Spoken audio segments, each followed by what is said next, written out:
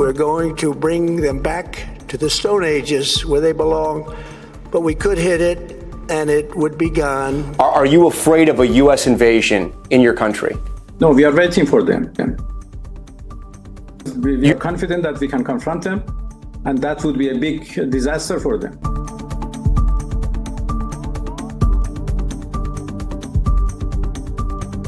What if I told you 1,300 American soldiers just deployed to Dubai, not to keep peace, but to prepare strikes against Iranian infrastructure from bases in the UAE?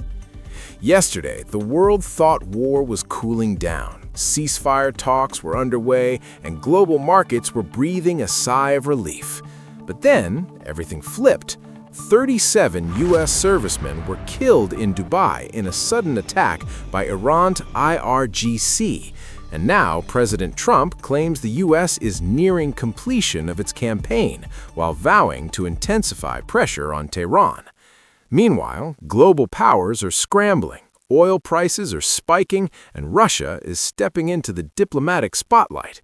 Stay with me, because what happens next could reshape global power and directly impact your future. For a brief moment, it seemed like the Middle East was finally stepping back from the brink.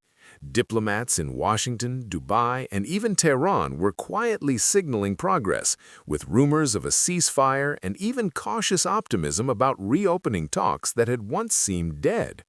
Global markets began to relax, oil price volatility eased, and families around the world hoped that the long shadow of conflict might finally lift.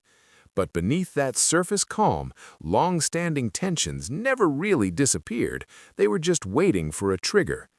In late February, what many hoped would be merely another round of pressure against Iran instead escalated sharply when coordinated strikes by U.S. and Israeli forces targeted key Iranian military sites. These strikes were not random. They were rooted in years of strategic calculations that stretched far beyond a single headline. U.S. involvement deepened for several interconnected reasons. First, America's leaders have repeatedly cited renewed concerns over Iran's nuclear ambitions, arguing that Tehran's nuclear program must be contained before it reaches an irreversible point. This rationale has driven Washington to adopt a far more forceful stance, even as some allies urged restraint. At the same time, regional alliances, particularly the U.S.'s long-standing relationships with Gulf partners like the United Arab Emirates and Saudi Arabia, have meant that tensions in one capital quickly become matters of collective security. With U.S. troops already stationed in strategic locations such as Qatar and now Dubai, any escalation reverberates across the entire region. Another critical factor lies in the Persian Gulf's role as the world's energy lifeline. The Strait of Hormuz, through which a significant portion of global oil supplies transit every day, is literally a choke point. If military confrontation disrupts shipping there, it doesn't just affect Wall Street, it reaches every gas pump and grocery bill around the world. That reality has always made Washington, and indeed every global power, acutely sensitive to Iranian actions that could threaten those routes. So, while ceasefire talk may have briefly lifted expectations of peace, the deeper strategic concerns, nuclear capability, regional alliances, and the security of global energy supplies ensured that diplomacy was always walking a tightrope over a much deeper chasm. When the strikes began, what had seemed like a diplomatic pause quickly revealed itself as the calm before a new and far more dangerous phase of conflict. When President Trump took the nation's primetime stage, he delivered a message layered with confidence, contradiction, and ambiguity about the future of the U.S. war with Iran. In his address, Trump repeatedly touted what he called swift, decisive, overwhelming victories against Iran's military, claiming that the U.S. had crippled the Iranian Navy, Air Force, and much of its missile capability, and that America's core strategic objectives were now nearing completion. He spoke of the conflict as if it were almost finished, saying at one point that the United States was on track to complete all of America's military objectives shortly, very shortly, and that the next 2 to 3 weeks would bring the final blows. He even doubled down on earlier controversial rhetoric, asserting that the U.S. would continue to hit them extremely hard and vowing to bring them back to the Stone Ages, language that both energized supporters and alarmed critics. But beneath this rhetoric lies a more complex, less cohesive military and political strategy, one that critics and analysts have questioned intensely. While Trump's message suggested an almost imminent end, there was a striking lack of clarity about what completion actually means on the ground. He did not outline a concrete plan for winding down military operations, nor did he specify the conditions that Tehran must meet to end hostilities, leaving Americans uncertain about what victory would truly look like. Observers noted that although key Iranian military assets have been degraded, Iran still retains significant capabilities and continues to launch counterstrikes in the region, a reality that stands in contrast to the picture of dominance painted in the speech. Trump's emphasis on nearing the war's end seemed at odds with his simultaneous threats to escalate strikes against Iranian infrastructure if Tehran did not comply, a dual message that has created confusion both domestically and internationally. Some analysts suggested that the president's framing was as much about managing public perception at home, where opposition to the war is rising amid high fuel prices and economic unease, as about any definitive battlefield developments. For many Americans watching, the question remains, is the war truly approaching its final chapters, or is this simply a recalibration of messaging while deeper conflict continues? In a dramatic move that few world leaders ever attempt, Iran's president Masoud Pezeshkian addressed the American people directly in an open letter amid the escalating conflict, challenging not just U.S. foreign policy, but the very narrative driving the war. In his message, Pezeshkian made a point that resonates throughout the letter. Iran harbors no enmity toward ordinary Americans. He drew a clear distinction between governments and the citizens they represent, insisting that while political tensions may be high, the people of Iran do not view Americans as enemies, a sharp rebuke to the common frame of Tehran as an existential threat. Pezeshkian argued that portraying Iran as a threat is inconsistent with both historical facts and present-day reality, and he urged Americans to look beyond what he described as distortions and manufactured narratives shaping public perception. The Iranian president also challenged the motives behind the war itself, questioning whether the conflict truly serves American interests or if it has, instead, positioned the United States as a proxy for Israel, a critique that strikes at the heart of Washington's diplomatic reasoning in the region. Pezeshkian didn't just defend Iran's stance, he critiqued the impact of U.S. military action on civilians and infrastructure, suggesting that attacks on hospitals, roads, and essential services serve to widen global instability rather than secure peace. He framed Iran's military actions as a measured response grounded in legitimate self-defense, not an act of aggression, a narrative designed to counter the U.S. government's framing of Tehran as the aggressor. The president also revisited deep historical grievances, citing decades of foreign intervention and policies that have contributed to Iranian mistrust of U.S. intentions, yet maintained that dialogue and engagement remain possible paths forward. Throughout the letter, Pezeshkian's tone blended appeals for understanding with pointed political criticism, contrasting starkly with the more defensive messaging from Washington. His direct outreach to the American populace underscores the increasingly complex information war unfolding alongside the physical conflict, as leaders on both sides vie not only for military advantage, but for public opinion across the globe. As this conflict moves beyond the realm of political speeches and diplomatic negotiations, the battlefield itself has expanded dramatically across the Persian Gulf and the broader Middle East, with verified reports of escalating strikes and shifting military postures on both sides. In recent weeks, coordinated Iranian missile and drone attacks have repeatedly targeted U.S. infrastructure that supports air power and surveillance across key regional bases, damaging high-value aircraft and radar systems that American forces depend on for dominance in the skies and strategic awareness on the ground. In some operations, radar stations, command assets, and refueling tankers at bases in Saudi Arabia and other Gulf states have been hit, underlining Tehran's ability to disrupt critical components of U.S. military reach. These strikes are not random explosions broadcast on social media. They focus on the backbone of American air operations, challenging assumptions of uncontested dominance while exposing vulnerabilities in supply lines and forward staging areas. At the same time, Iran's military leadership has signaled a more prepared and defensive posture, publicly instructing commanders to monitor enemy movements with extreme vigilance and to be ready to counter any kind of attack, including a potential ground incursion, with full force. The rhetoric is stark. In state media statements, Iran's army chief made it clear that if adversaries attempt a ground assault, they will be met with relentless resistance, designed to leave no invading force unchallenged. Behind these words lies an understanding of asymmetric warfare. Instead of matching conventional forces, Iran is leveraging missiles, drones, and terrain knowledge to complicate U.S. planning and deter surface operations that would expose personnel directly. The buildup of U.S. forces in the Gulf, including ground-capable units aboard amphibious assault ships and rapid response troops in nearby bases, has fueled speculation that Washington is keeping the option of ground operations on the table.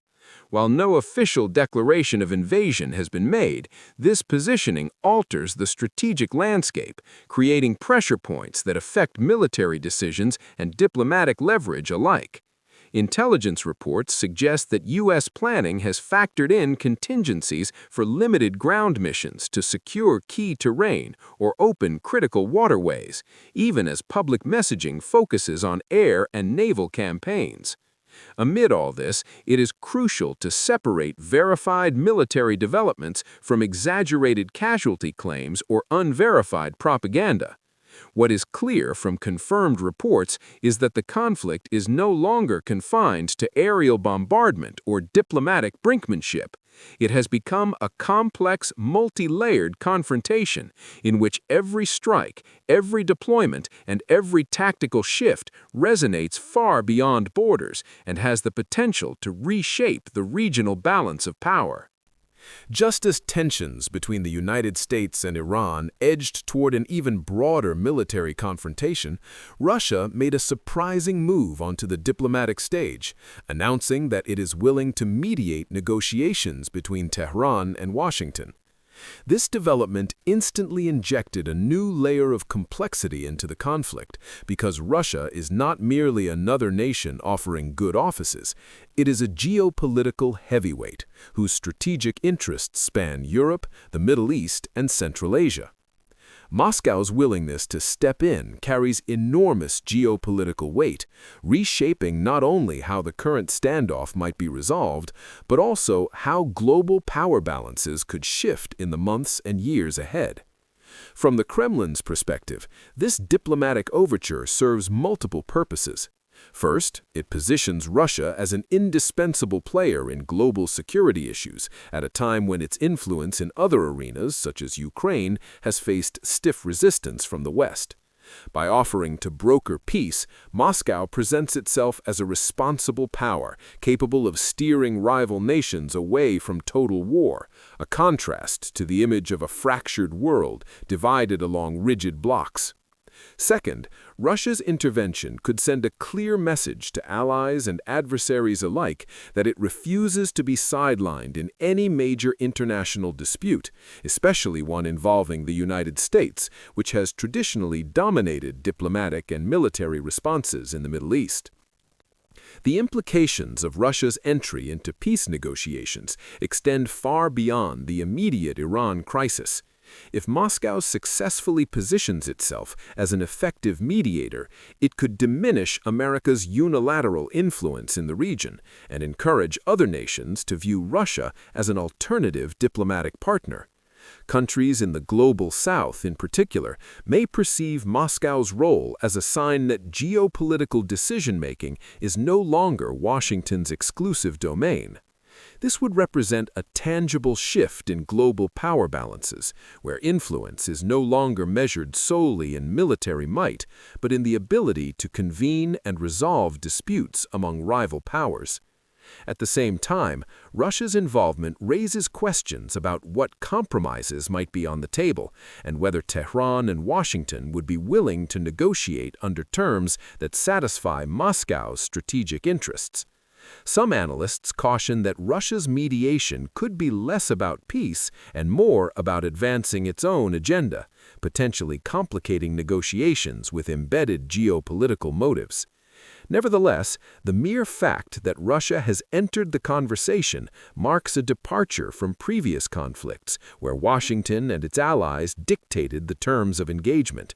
In this moment, global diplomacy and the future of the Iran conflict may no longer hinge solely on U.S. strategy, but on the evolving dance of great power politics. The United States' deepening conflict with Iran isn't just being fought on distant battlefields, it's now hammering global markets, everyday prices, and alliances that most Americans depend on. One of the most immediate impacts has been on energy markets. As military operations against Iran continue and uncertainty persists about whether the Strait of Hormuz will remain open, oil prices have shot up sharply, with crude trading well above $108 to $110 a barrel.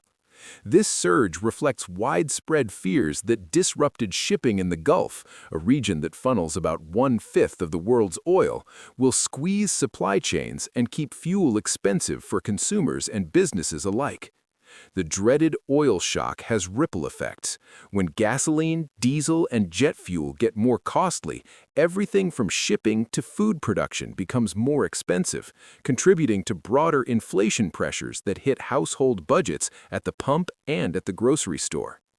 That same economic strain also ripples into financial markets. Rising energy costs and geopolitical risk have made investors jittery, leading to volatility in stock indices and dampening confidence among traders and businesses. Industries sensitive to fuel costs, airlines, freight, and manufacturing face higher input expenses that can cut into profits or be passed on to consumers. This kind of shock doesn't stay confined to the energy sector. It tends to push up the costs of goods and services across the board, reinforcing inflation concerns that central banks were already wrestling with before the conflict began. In the United States, higher fuel prices have already fed into higher gasoline costs at the pump, eating into disposable income just as families are juggling other rising household expenses. On the diplomatic front, the war has strained relationships within NATO. President Trump's recent comments questioning the necessity of alliance support and suggesting that some members have been reluctant to help reopen the critical Hormuz passage have sparked concerns about NATO unity, with some allies pushing back against U.S. pressure. That internal friction makes cohesive collective responses to the crisis more difficult and could weaken the alliance's long-term credibility if partners perceive Washington as less reliable or insistent on going it alone. Taken together, these economic and strategic aftershocks make the conflict far more than a distant foreign war. For many Americans, the effects are material: higher inflation, rising fuel costs, and questions about national security priorities that could influence everything from household budgets to global diplomatic alignments. The longer the situation drags on without stability, the more likely it is that these global repercussions will shape the political and economic landscape at home for months and years into the future. As we look past the immediate headlines and battlefield reports, three broad paths emerge for how this conflict could evolve, each with very different implications for global stability, the U.S. strategic position, and everyday lives. The first plausible scenario is diplomacy and de-escalation, anchored by Russia's recent entry into the mediation process. If Moscow's overture gains traction, we could see a negotiated ceasefire that involves phased troop withdrawals, mutual commitments to avoid civilian infrastructure strikes, and renewed talks on nuclear limits and economic cooperation. In this outcome, Russia would play a central role, not just as a broker, but as a guarantor of broader regional commitments, potentially reshaping how major powers engage in Middle East crises. Such a diplomatic breakthrough would require both Tehran and Washington to temper maximalist demands, but a negotiated pause could lower tensions dramatically and avert further human and economic costs. At the opposite end of the spectrum lies the possibility of a full-blown, prolonged conflict. If neither side is willing to compromise, and if military strikes continue to escalate, the war could entrench itself deeply, drawing in additional nations, hardening military postures, and prolonging combat operations far beyond initial expectations. In this scenario, Iran's asymmetric response strategy, including missile barrages into key bases and disruptions at sea, could force the U.S. into sustained, multi-theater operations with high logistics costs and protracted troop deployments. Escalation could also expand to proxy fronts in Iraq, Syria, and even Lebanon, creating a wider Mediterranean to Persian Gulf arc of conflict. The longer this goes on, the more markets, supply chains, and alliances will feel structural stress, turning what was once a regional flare-up into a global complication. A third, more sobering possibility is a stalemate with heavy economic fallout, even without a decisive military conclusion. Here, neither diplomacy nor decisive victory materializes, and combat operations continue at a lower but persistent level. The result would be chronic instability in the Gulf region, sustained high energy prices, and ongoing geopolitical risk that suppresses investment and economic growth worldwide. For Americans and global markets alike, this could mean living with uncertainty, periodic spikes in oil and inflation, intermittent disruptions to shipping lanes, and persistent geopolitical tension that reshapes defense and energy policy for years to come. Each of these scenarios carries its own risks and potential benefits, but they share one common thread. The future of this conflict will hinge not just on military firepower, but on the interplay between diplomacy, strategic patience, and the willingness of global powers to manage tension rather than inflame it. The world is now watching whether cooler heads prevail or whether the momentum of war carries both sides deeper into a struggle with no easy exit. As we watch the headlines and hear the statistics, it's easy to forget the human cost behind every strike, every missile, and every tense negotiation. Families in Tehran, Dubai, and across the Gulf are living through fear and loss, and countless lives hang in the balance while global powers maneuver. These are not just numbers, they are stories, dreams, and futures disrupted. Take a moment to reflect. How does this affect not only the world stage, but the people who call it home? We want to hear your thoughts and perspectives. Share them in the comments below. If you haven't seen our previous coverage breaking down these events, check it out for more insights. We put countless hours into researching, verifying, and presenting this story to give you a clear picture of what's really happening. Supporting us is simple. Just one click to subscribe ensures you stay informed on the news that matters.